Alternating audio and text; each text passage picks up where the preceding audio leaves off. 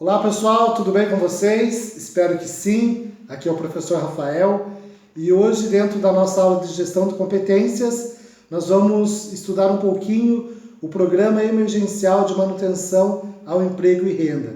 Programa esse lançado pelo governo federal de forma especial, específica, para esse período de calamidade que estamos vivendo devido à pandemia do Covid-19 e como intenção a preservação de empregos e, consecutivamente, preservação da renda, do poder aquisitivo do trabalhador. Esse programa foi estabelecido através de duas MPs. MPs, como já conversamos em sala de aula, são medida provisória. Então, foi estabelecido através da MP 927, do dia 22 de março, que já no dia 23 teve um capítulo que foi revogado, depois a gente vai explicar melhor sobre isso, e também através da MP 936, do dia 1º de abril. Tá? Então, hoje nós vamos conversar um pouquinho sobre essas duas MPs, a 927 e a 936, falando dos principais pontos que foram abordados nesse programa emergencial de manutenção ao emprego e renda. Começando pela MP 927, os principais pontos eu vou passar para vocês aqui, que foram colocados nessa medida provisória. Primeiro, a regulamentação do teletrabalho. Então, nesse período de calamidade pública, o empregador poderá, a seu critério, alterar o regime de trabalho de presencial para o home office, para o chamado teletrabalho, sem precisar comunicar isso para o sindicato, para o Ministério do Trabalho, bastando apenas fazer uma comunicação ao trabalhador com pelo menos 48 horas de antecedência. Isso por meio escrito ou até mesmo eletrônico, principalmente o e-mail. Tá? Outro ponto interessante, antecipação de férias individuais. Então, o trabalhador em condições normais, para ter direito a férias, ele tem que trabalhar pelo menos 12 meses. Ok? A MP 927 estabeleceu que a empresa pode conceder férias ao funcionário, mesmo que ele não tenha cumprido o período aquisitivo para gozar férias. Então, ele trabalhou 6 meses, por exemplo, a empresa já pode adiantar essas férias que ele teria direito só depois de trabalhado um ano inteiro. Isso somente também precisa de uma comunicação ao trabalhador com 48 horas de antecedência, pelo menos, e aquele 1/3 que é pago nas férias pode ser pago somente junto com o 13º salário, e as férias também não precisam ser pago adiantada quando um funcionário sai, ele pode ser pago juntamente com o salário normal do mês seguinte. Outra coisa interessante, a concessão de férias coletivas. A empresa pode, a seu critério, também resolver dar férias coletivas para todos os colaboradores, sem, nesse momento, precisar a comunicação prévia para o órgão do Ministério da Economia e comunicação também aos sindicatos, que em condições normais, quando a empresa, por algum motivo, precisa dar férias coletivas para os seus colaboradores, exige-se que seja comunicado ao Ministério da Economia e também o sindicato de classe. Outra coisa interessante, a antecipação de feriados. Então, por exemplo, um 7 de setembro, a empresa pode antecipar, se ela estiver parada, e considerar hoje como feriado, e no dia 7 de setembro os trabalhadores exercem a atividade normalmente, sem precisar a empresa pagar hora extra, porque o feriado já foi adiantado. Tá? Para os feriados não religiosos, basta apenas a decisão da empresa e comunicação aos colaboradores. Para os feriados religiosos, não basta apenas a comunicação, mas também precisa haver uma concordância, uma aceitação por parte dos colaboradores. Banco de horas, a empresa pode, nesse período que não estiver trabalhando ou tiver com redução do trabalho, deixar que o trabalhador fique em casa, e isso considera banco de horas que o colaborador, o funcionário, vai repor para a empresa depois, quando as atividades voltarem ao normal.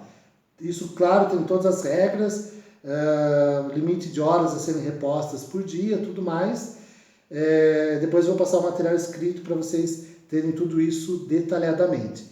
Outra coisa, suspensão das exigências administrativas em segurança e saúde do trabalho. Isso no tocante principalmente aos exames médicos ocupacionais, clínicos, complementares, os exames periódicos. Então, os exames que precisam ser feitos nesse período, a empresa pode fazer depois do final do estado de calamidade pública, sem nenhum prejuízo para a empresa, tá? Com exceto dos exames demissionais, esses sim, obrigatoriamente, precisam ser realizados. Os principais pontos são estes. O ponto que foi revogado, ele falava da suspensão do contrato de trabalho e direcionamento do trabalhador para uma qualificação. Porém, isso não ficou muito bem explicado na MP, gerou várias controvérsias, algumas polêmicas. No dia seguinte já o governo resolveu revogar. Porém, na medida provisória 936 do dia 1º de abril, foi colocado novamente a suspensão do contrato de trabalho, aí já bem mais elaborado, explicadinho, tudo correto, como que seria adotado isso. Vamos então para a medida 936, principais pontos colocados por ela.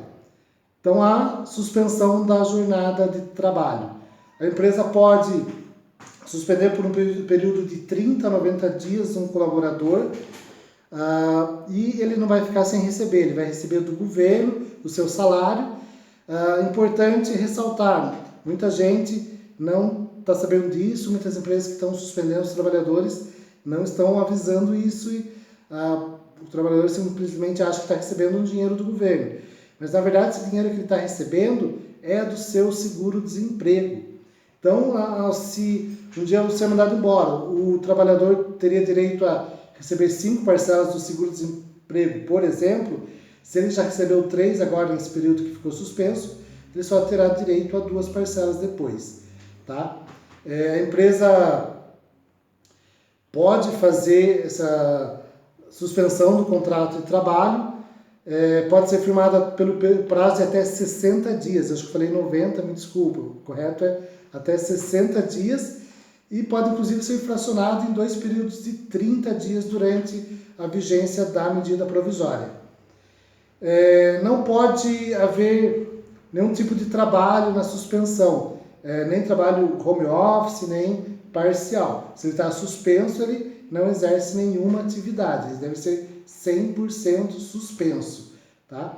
O acordo individual deve ser assinado entre as partes, o colaborador deve ser comunicado com antecedência mínima de 2 dias corridos por escrito e assinar ali que está ciente da sua suspensão.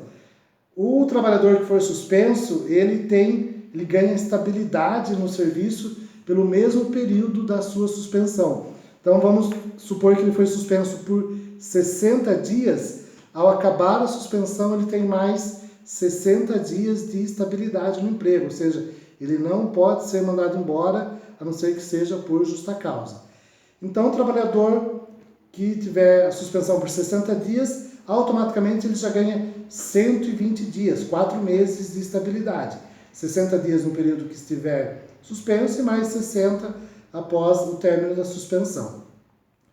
Outra coisa, outro ponto aqui, da redução proporcional da jornada de trabalho e, consecutivamente, do salário.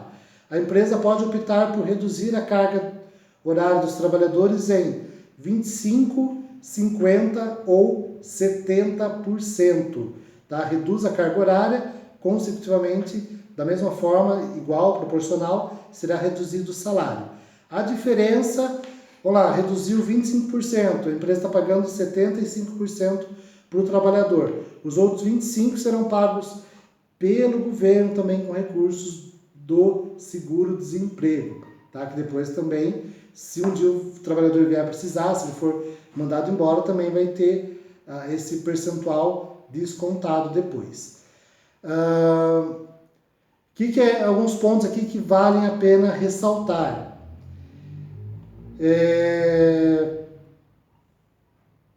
Deixa eu achar aqui, eu fiz algumas anotações.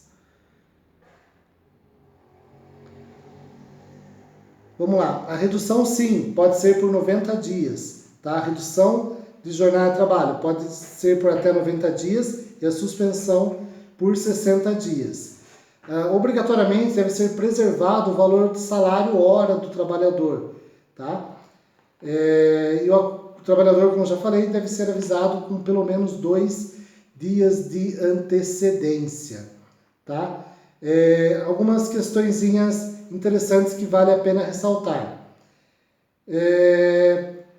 Não é interessante, embora não tenha nenhum ponto da medida provisória que fale sobre isso, mas não é interessante que a empresa opte por suspender uma parte dos colaboradores, reduzir outra e não tomar atitude nenhuma com uma terceira parte, ou reduzir metade, suspender metade, reduzir uma parte dos seus funcionários em 25%, outra parte em 50%, porque isso pode ser entendido como um tratamento de disparidade entre os funcionários e vira futuramente a empresa sofrer processos, tá?